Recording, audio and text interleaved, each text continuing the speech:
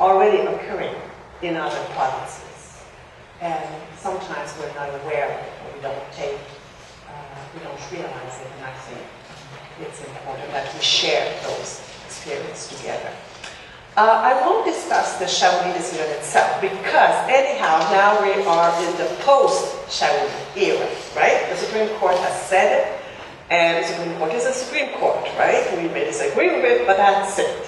We can't go to the Privy Council in London anymore, thank God about that. But, so we've got to live with that, but we've got to realize what is happening and what has been the fallout of this decision. So I won't talk about the decision itself, but before I start on what's happening in the post-Chaoulli, let me say just a few words about where does Chaoulli position come from, so we understand better what he was after. Dr. Chaoulli came to Quebec from Europe.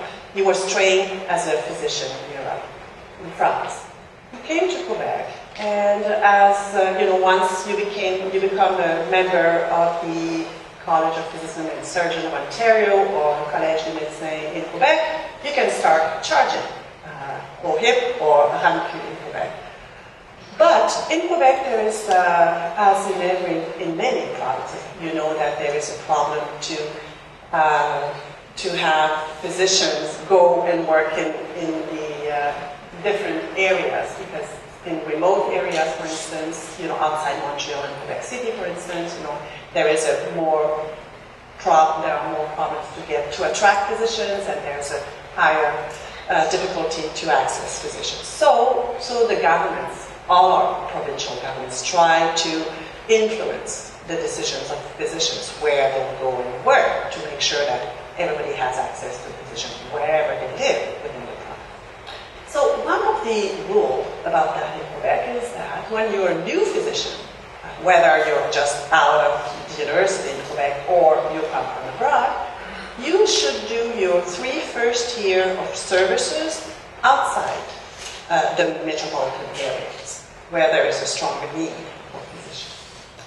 So Dr. Chaoulli, coming from Europe, was, this rule applied to him. So he had to go and work in more remote areas, not in Montreal. So he went for a year, but he didn't like that. He wanted to come back to Montreal. So he did come back to Montreal, and there is the ruling still applied to him, so you can't force somebody to work in a place, right? But what the government can do is to say, if you do work in Montreal or Quebec, we'll reduce your revenue, right? You'll be paid less. The payment per act will be reduced. So he didn't like that, of course. So he decided to become what we call a non-participating physician, which you call opt-out physician, I think, in Ontario in many provinces. That is, a physician is allowed not to work for OHIP or the RAMQ, work as a private physician and being paid privately, right? It's allowed across Canada. Ontario is different, actually, now, because it's difficult for a physician to become an opt-out. It's more or less prohibited.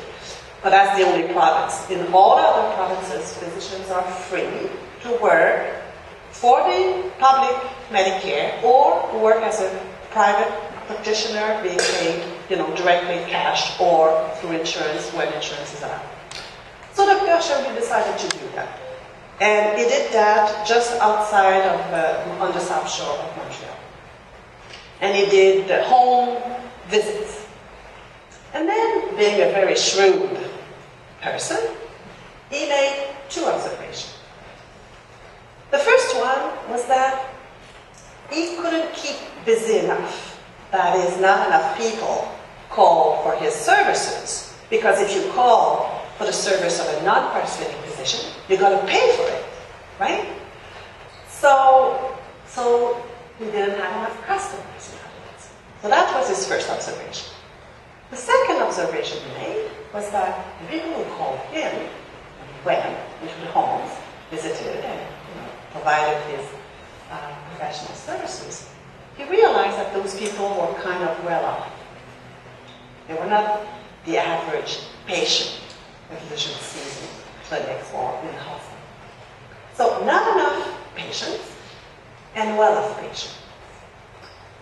So he thought, gee, how can I increase my business being a non-participating physician or private physician? And then he looked at the regulations in Quebec, and he saw that he couldn't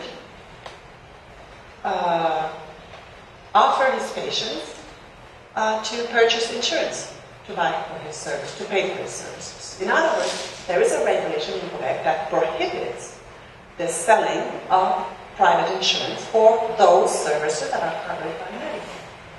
So he thought, well, if we could lift that prohibition, people could buy insurance, and I would have more patients, I would have more customers. Follow? So his point when he took, his case to court was to say this prohibition of private insurance is something I don't want anymore, and so he decided, well, it's unconstitutional. It goes against the Quebec Charter or the Canadian Charter. So he got after the prohibition of private insurance for non-participating physicians. And against all odds, he won at the Supreme Court of Canada. He lost at the Superior Court of Quebec, he lost in the Court of Appeal. All four judges that looked at the case in Quebec said no, but at the Supreme Court gave in, and he won in a 5-4 ruling of the Supreme Court of Canada. That meant that the prohibition on private insurance, which was inscribed in Quebec legislation since the very beginning of public health care, that is hospital insurance and medical insurance, was called unconstitutional by the Supreme Court of Canada. And that's, then we take it from there. What's happened? What did the government do following that? Of course the government had to react. The Supreme Court says part of your legislation is no good. We're, scrapping it. The government has to. So the government did. So this decision, as I mentioned, was really an attack on the provincial legislation. This is important to remember. It does nothing to the Canada Health Act. It's really getting after this provincial legislation. And the Supreme Court of Canada did say, and all 7 judges that were sitting on the case did say this doesn't touch upon at all on the Canada Health Act principles. So something else is being affected, which is provincial legislation. So that means that when we talk about provincial legislation, we have that every province enacted its own legislation that was enacted to implement public Medicare, hospital care, and medical care. Every province legislation is different, but at the same time, we can see that there are, principles that come together.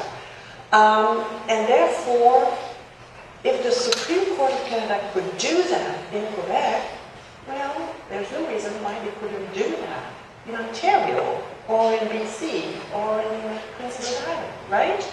Because every province has this type of legislation that enacts core principles for health care.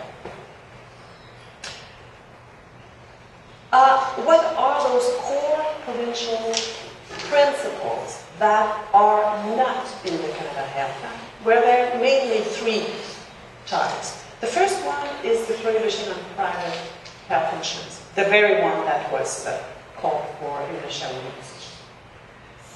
Not all provinces have that prohibition. Ontario has it. There are 6 provinces that have the prohibition of private insurance, but there are 4 that don't have it.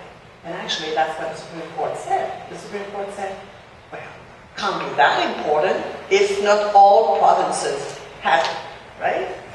That's kind of the simple thinking behind the Supreme, part of the simplistic thinking behind the Supreme Court of Canada ruling in the Chaoulli decision. What it didn't say is that those 6 provinces